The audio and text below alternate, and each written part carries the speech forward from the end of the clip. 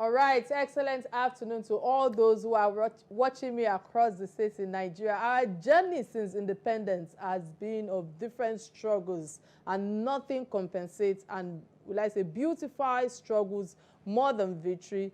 And on this day of independence, let us remember that the strength of a nation lies not in the past, but also the courage to build a brighter future. Again, I welcome you to another interesting episode of Real Talk with Kike. I remain your executive producer, your convener, name it. My name remains Kike Atanda-Owo. It's important for us to hear what on this day history segment asks for us. And when I return, I'll be giving my 2 cents on it. Stay with me. I'll be right back.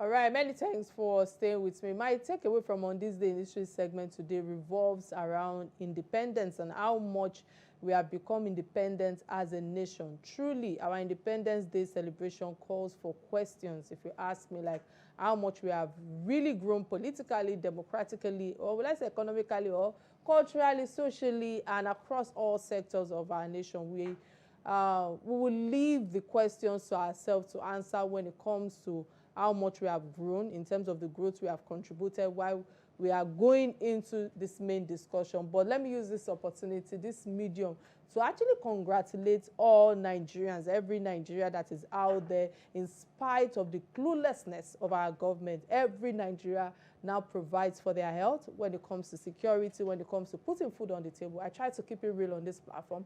I believe that Nigerians, the citizens, needs to be congratulated more than the government in power today. Many thanks. Let's go for a quick break, and when I return, we'll go straight to the main conversation. Stay with me. I'll be right back. This is Real Talk with Kike.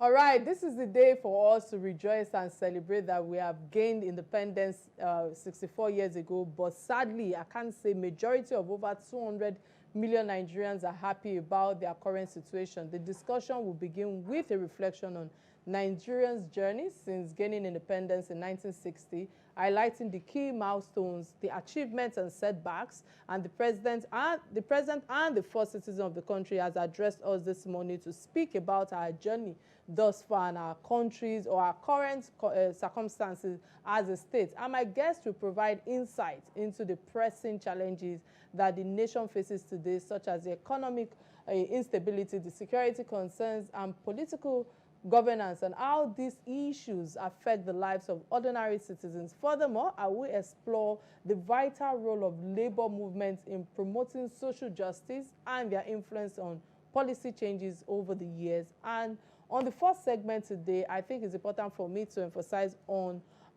discussion on the presidential speech for Independence Day. On the second segment, we will have Real Talk with my guest with extensive experience in advocating for workers' rights and social justice. He will bring his wealth of knowledge and, of course, his perspective to the conversation at hand. So it's important for me to play the guest profile. And when I return, we'll be hearing straight from my guest. Please stay with me. I'll be right back.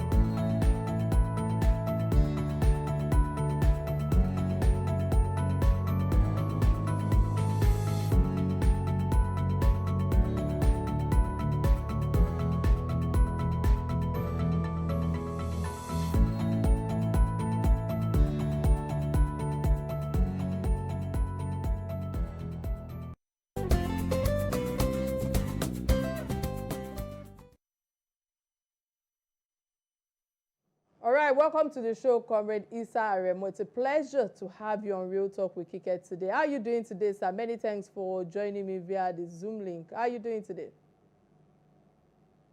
Very well, Kike. Thank you. I think the real greeting today is to say Happy Independence Day. Happy Independence Day. You're right.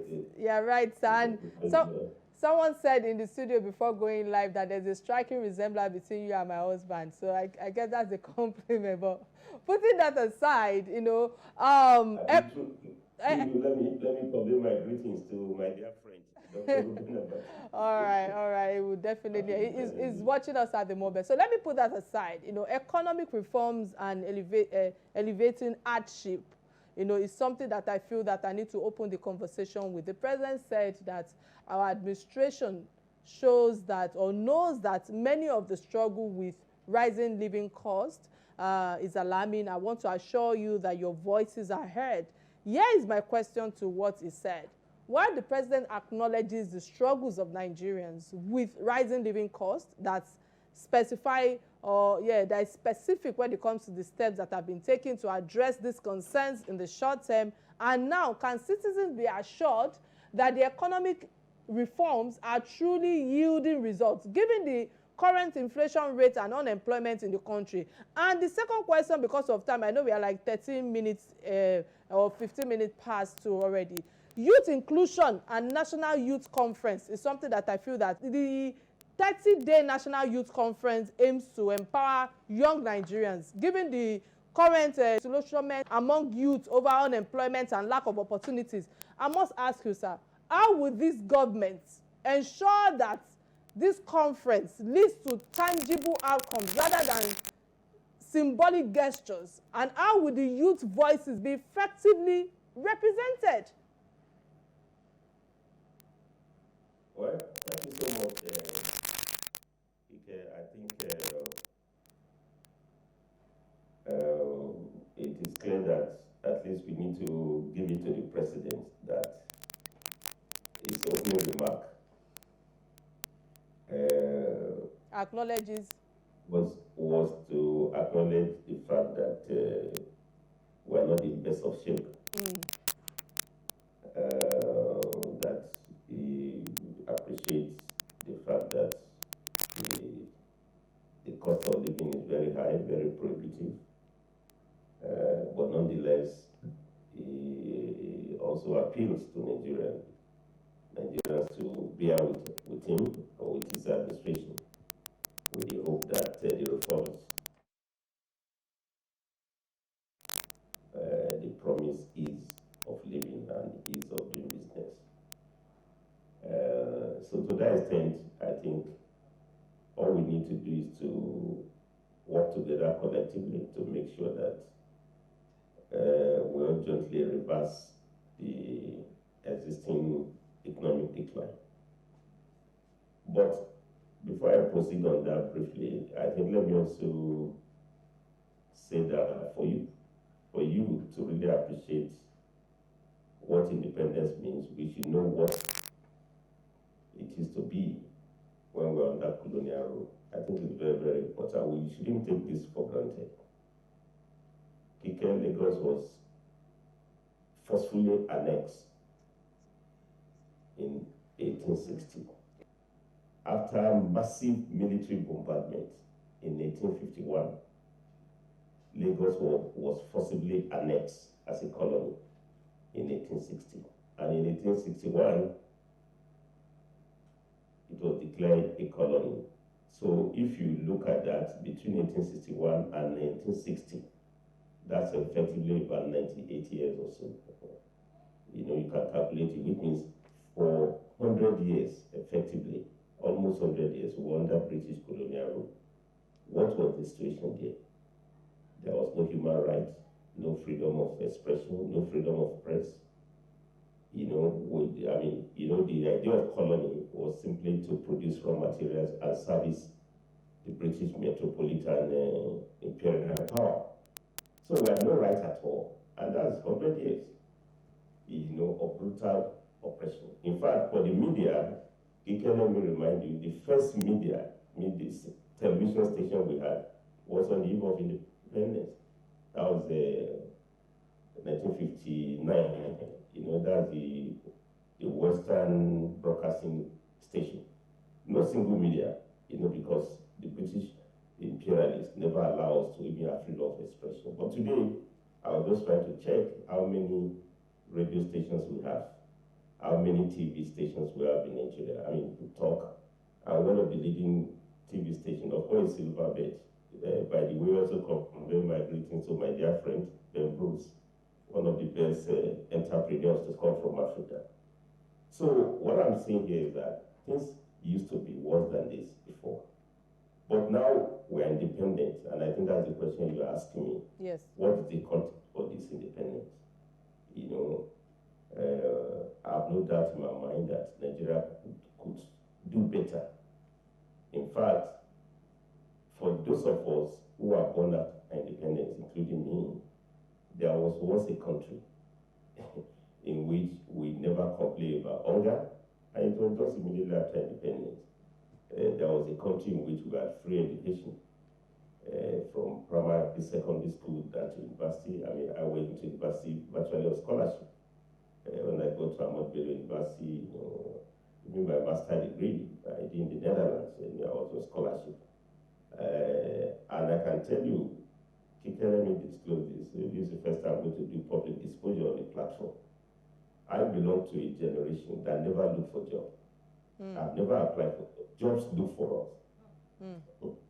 I mean, that was in Nigeria. I mean, we never had to wait for youth conference, before we are sure there will be jobs. Jobs were simply there. Throughout the 100 years of British rule, no single industry was established, no single refinery, no single textile mill.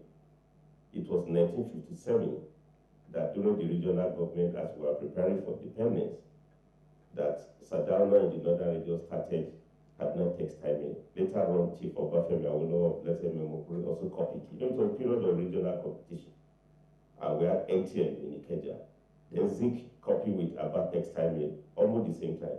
By 1983, Kike were the second largest producer of textiles in Africa, with millions of direct and indirect jobs. So what has happened?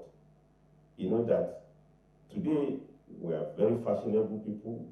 We wear good clothes, on Sunday or Friday or Juma, but we are doing clothes from China. I mean, industries are gone. I should also remind you that in 1973, General Gowon, as part of the process of decolonization, changed Nigerian pound sterling to Nigerian Naira to carry our symbol as a nation. And Naira was pegged at 2 pounds to 1 Naira. But it's a sad commentary today that when we watch on television, we are saying that Naira has appreciated from 1,670 to 1,500, at the time we are 64 years old. So I have to give you this background that this country worked before and it can work again. And that's why, some of us, we are quite, we try to subscribe to the renewal agenda of President Bola Ahmed Tinubu, but we need to interrogate it, as you have already said. All right. To get it done. And from the point of view of labor, maybe we'll discuss that one or much more later, but the point of view of labor, okay, we've signed 6 national minimum wage laws now since independence. This is the 6th one. All right, we will come to that, sir. From 30 to 70,000 naira. But on the youth conference, maybe you want me to address that now on the youth conference. What is significant about the president remark is that at least we now know that we cannot exclude the youth. We must get them engaged.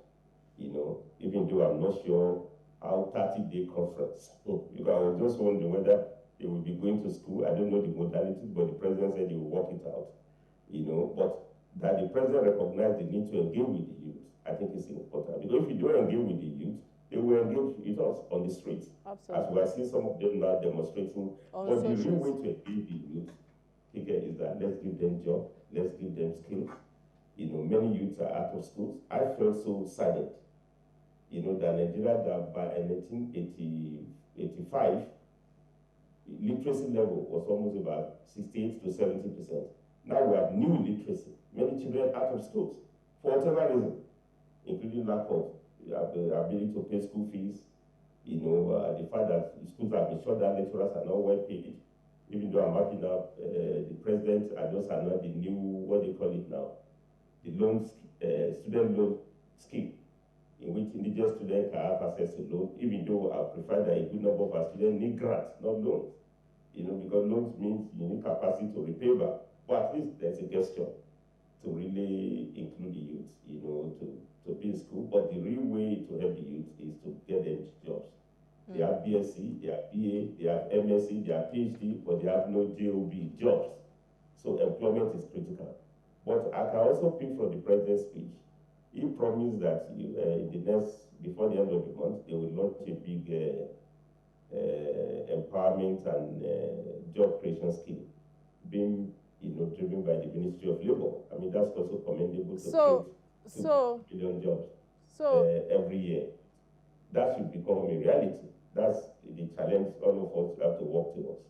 All right. Yes. So many thanks for that elaborate submission, sir. You know, talking about employment, because agricultural development and inflation in food cost is another issue right now. President said we expect to see a leap in food production and a downward spiral in food cost. My question now is, with the introduction of mechanized farming and the promise of increased food production, how soon can Nigerians realistically expect to see reduced food prices, and what measures are in place to ensure that small-scale farmers also benefit from this initiative? Let's touch on this energy transportation as well, and public transportation, because of your previous submission earlier, which reminded me of that, because the government's commitment to explaining the use of CNG for public transportation is commendable, but I don't know, the high cost of living and fuel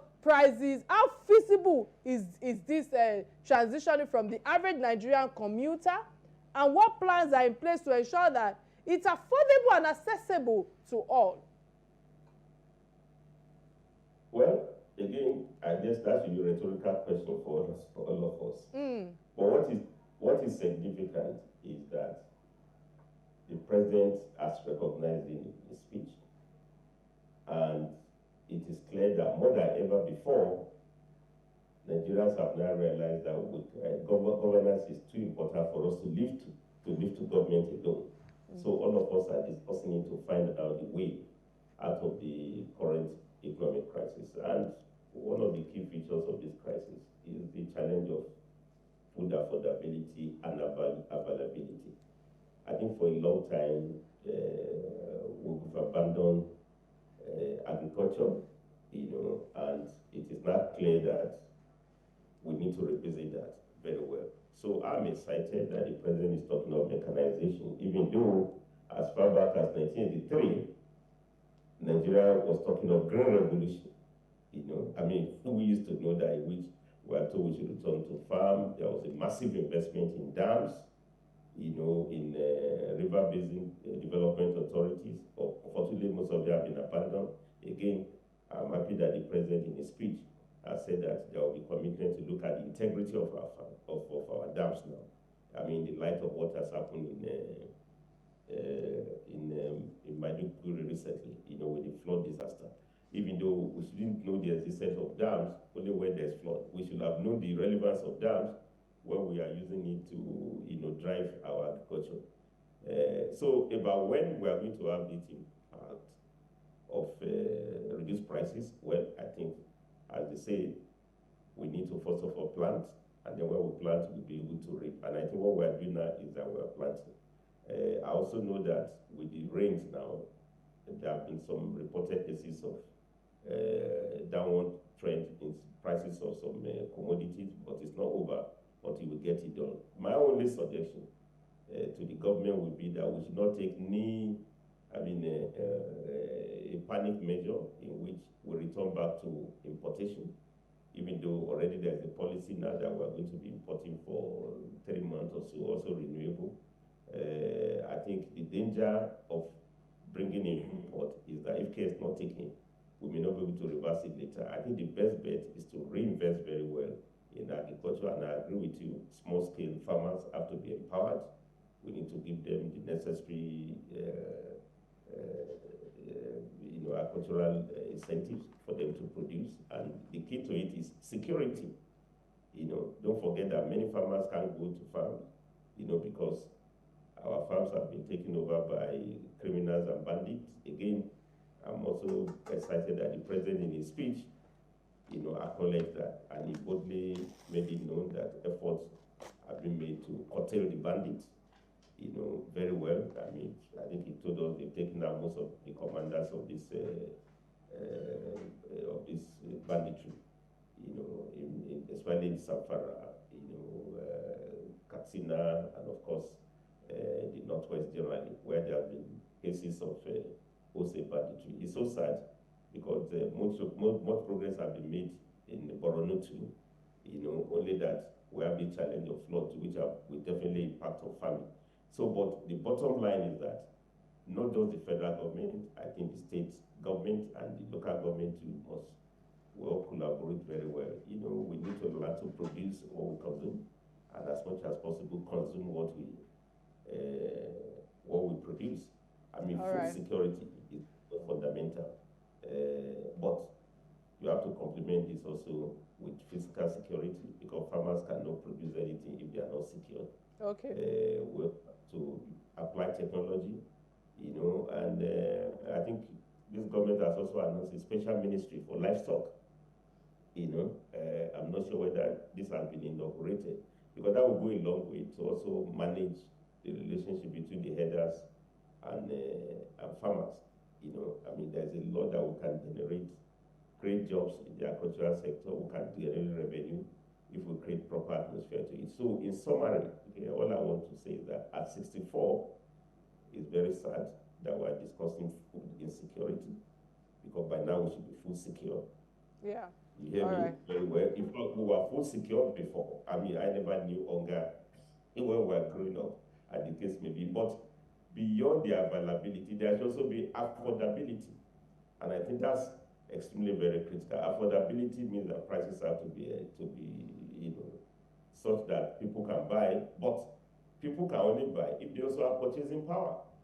And the working people are the people who are paid, who can be able to buy basic goods and services, including food, but they cannot be better paid if they are not well remunerated.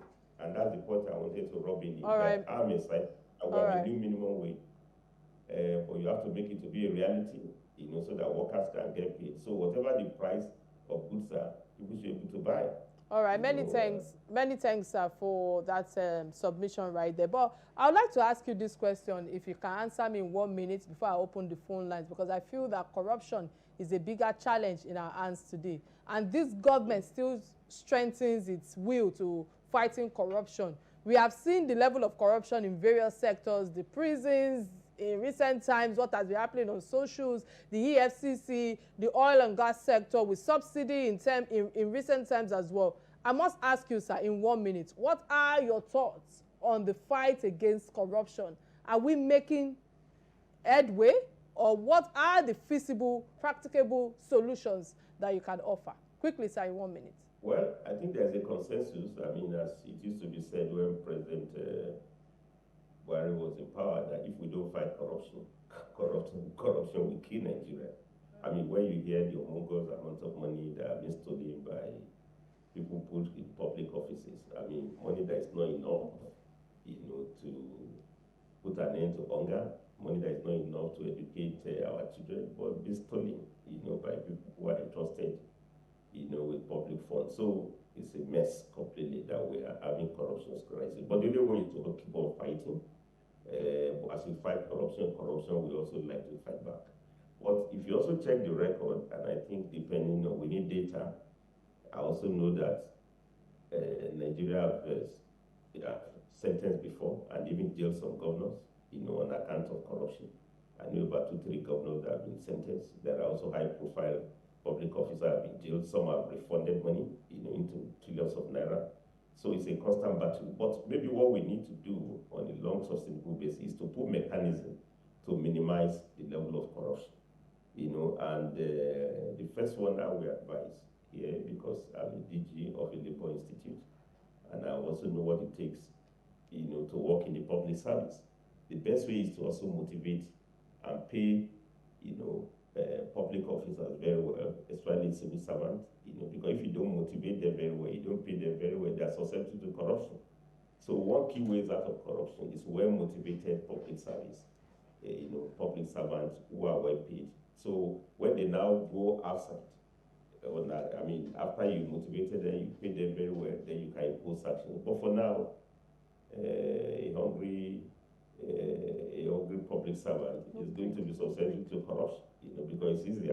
You have somebody to go and supervise big multinational corporations, and you have no equipment, you have nothing, and then you are dealing with people who can really buy off everybody at all levels. So I think that may not work very well. But I also think we should know our laws very well, and I think some of the revelations we are hearing now, Kike, we have to put harsh conditions, for the level of fleas that we are witnessing. If you take China, China is marking 75 years of independent anniversary today, just like us. But you see some of the measures they've taken against corruption. So we also have to be a bit more harsher in our application of sanctions against corruption. We must reward probity and integrity. We must be very hard on corrupt practices more than ever before. All right, many thanks for all your submission thus far. Quickly, let me use this opportunity to open the phone lines. If you are just tuning in, this is Real Talk with Kike, in case you just joined the show. So we have been diving deep into issues shaping Nigerian today. In this special edition of Independence Day, we have been having Real Talk around Nigeria at 64. We are reflecting on our nation's journey, the challenges we are facing, and the opportunities that we are uncovering along the way. And our discussion has been covering everything when it comes to economic reform and youth empowerment, to national security and agricultural transformation. And with me on this discussion is Comrade Issa Aremu, a distinguished labor leader, the Director General, Michael Imudu. I hope I'm correct. The National. No, you're right. Okay, you're right. National Institute for Labor Studies, Ilorin, and member of National Institute for Policy and Strategic Studies. I must say many thanks, sir, for all your submission thus far, and of course for honoring our invitation.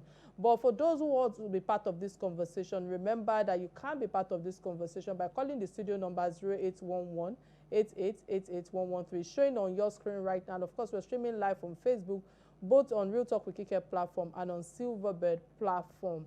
And sir, you've said so much, you've unveiled so much, and I must touch on the financial autonomy for local governments, because I believe that is very important. Because Mr. President said we are resolute in our determination to implement the Supreme Court's judgment on the financial autonomy of local governments. So given the long-standing challenges with governance and corruption that you earlier gave before I opened the phone lines, maybe corruption at the local level, how will the financial autonomy of local governments be enforced to prevent misuse of funds, and how does the administration plan to ensure that there is transparency and accountability in this new framework? Because we all know what it is in our country today. A lot has been revealed to us in the last 48 hours. The youth empowerment initiative that you mentioned is another thing. But I must ask you, what's your take thus far with my first question?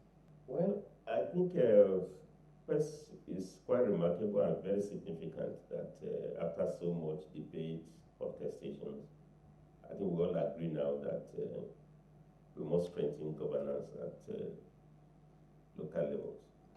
And at the heart of it is the autonomy for the local governments. I think 777 of them as listed in the Constitution. So I think this administration, led by Bola Ahmed Tinubu, has done very well, through the Ministry of Justice, to get judgment of the Supreme Court that will grant financial autonomy to the local government. And that also raises the point that we're discussing and issue of financial autonomy, I mean, that ought to have been taken for granted. But you also know that some state governments, they put local administration under their control, under the notorious joint account.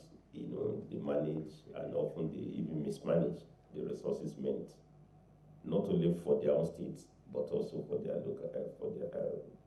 respective local governments. So it's significant that granted financial autonomy. But as you said, for every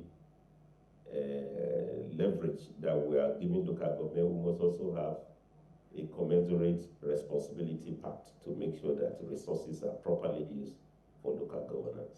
The beauty of government is that chairmen, councillors, they are very close to the grassroots. They are not far away. And I believe strongly the community too must sit up that whoever they elect, as we are electing them now, they must be seen to be accountable to the people. But on a last note, I will suggest that, we often put governance structure in place without real programs of development. And I think this is why Nigeria needs national development plan. We used to be a country of plans, in which once it's national, it will go from federal to state to local government. And I think that's what is missing now.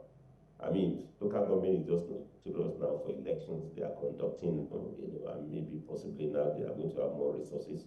But what program are they implementing? And I expect we must have a pact so that we can now hold them accountable. Because we shouldn't take it for granted that they will do well with the money being allocated to them. I mean, President Bola Tinubu just talk of youth conference. He talks of empowerment, employment program that is going to launch. But that's at the level of, at the federal level. I thought the same parties should carry the same philosophy to all the states where they are governed. And possibly they should be able to also have a pact with other parties. So that we all have common joint agreement on how to hold them accountable. But if there is no program to say that you must get children out of school, there's no program to say you must be able to complement state government to maintain roads, even though I'm not sure what responsibility local government have in the constitution now. They are known for managing cemetery, for marriage certificate, for burial, registration of children birth. We also need to expand their constitutional responsibility beyond ordinary. Now that they have more money, we must also tax them with more responsibilities. It is then that you can now hold them to be more accountable. But my joy is that every chairman knows that people are watching him or her at the local level,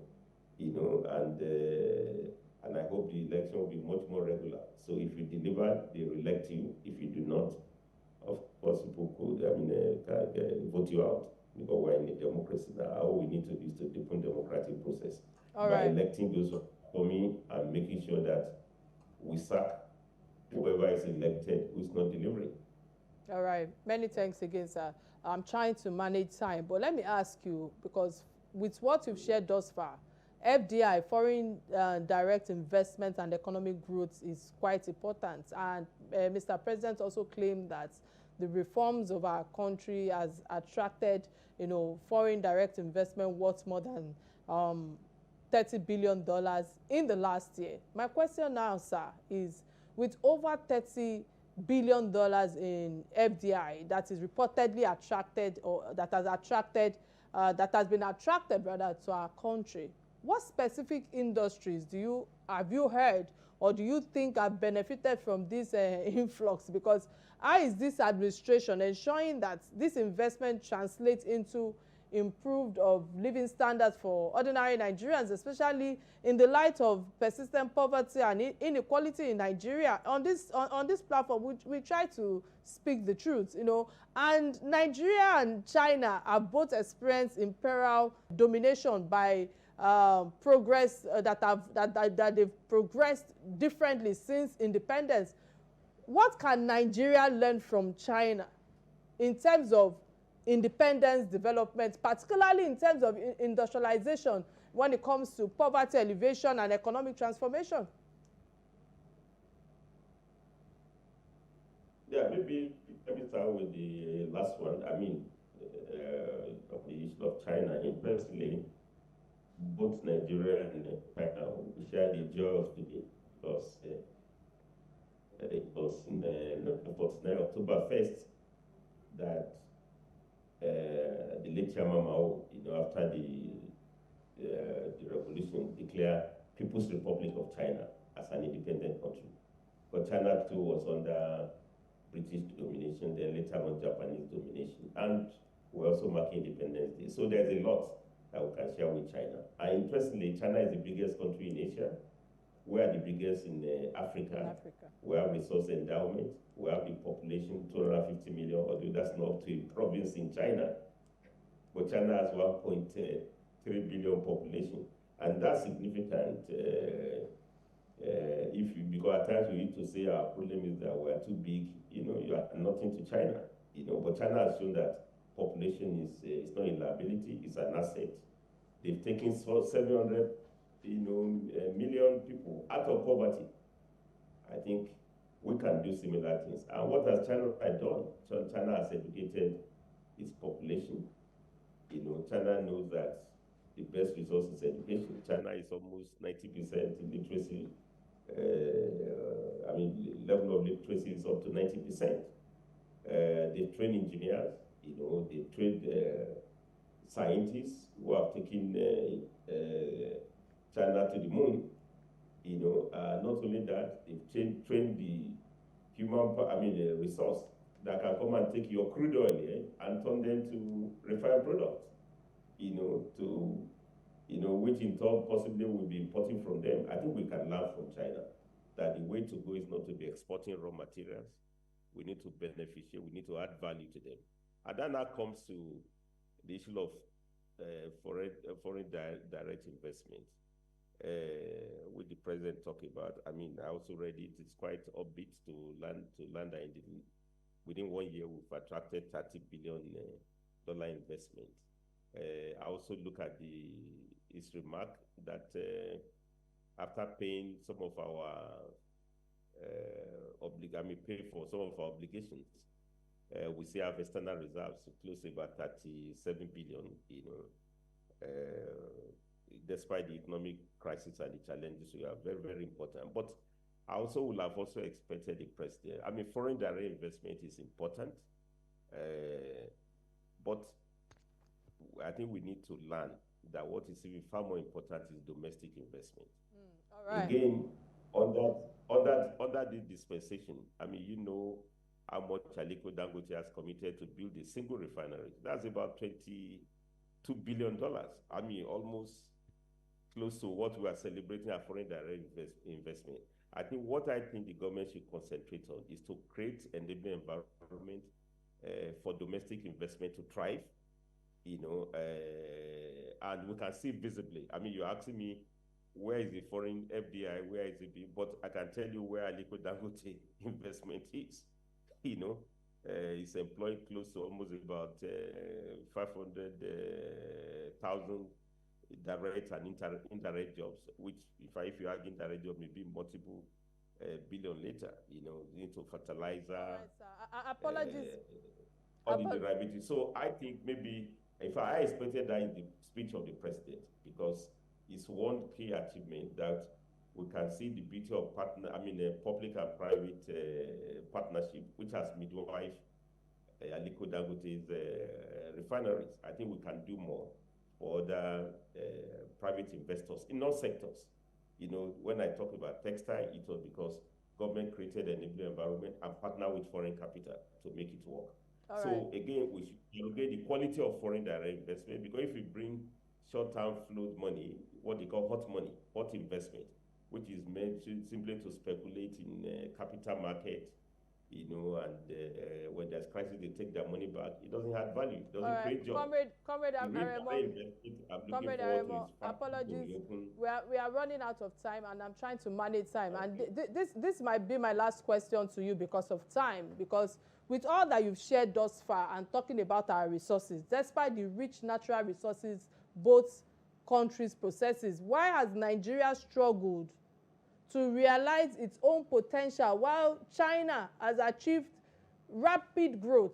How can Nigeria harness its own resources for sustainable development or that is similar rather to China's trajectory? Because colonialism left a lasting impact on Nigeria's development, particularly in terms of industrialization. How can we use this independence milestone to renew hope for industrialization in Nigeria, following the examples of China's significant strides in industrial growth and self-resilience? If it's possible for you to answer this in a minute, I would appreciate it. We need to move to the last segment of the show.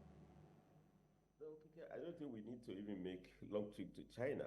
Before we do that, I've just given you an example of what Dangote Group has shown to show that we can reverse the process of exporting crude oil when you can refine them. I mean, the largest refinery that you can think of in the world, to refine around 50,000 barrels, per day in full capacity. I think all we need to do is to encourage more of what we have seen. We have also seen it in cement. We have seen it in food and beverages. There was once a time textile was thriving. So it's what we have done before. In fact, at the time that Nigeria was following proper development planning like China, we were quite ahead of China. I think what we need to do is to return back to that. We have to put development at the center of our activities. And what is the miracle of China? We started development plan with China, 5-year development plan. China is now running 15th 5-year development plan. Multiply that, that's a fellow of about 75 years of non-interrupted development plan. We stop at 4 development plan. So we need to return back to that. I mean, these are 4 refineries that were working before. So we have to bring all the automobile factories that have left. We used to have Pujo, we used to have Leyland. At a point Toyota was coming here to assemble. We have the best of cars in this country, but most of them are imported, fully built. So but I'm happy that Nissan is coming back now. There are also some Chinese factories that are assembling in Nigeria, but we need to do more than that. All right, many thanks. By now, Nigeria should be talking of made in Nigeria, vehicles. But to do so, you can't have industrialization without electrification. Absolutely. You must address the issue of power supply. You can't run factories by generators, not even by solar.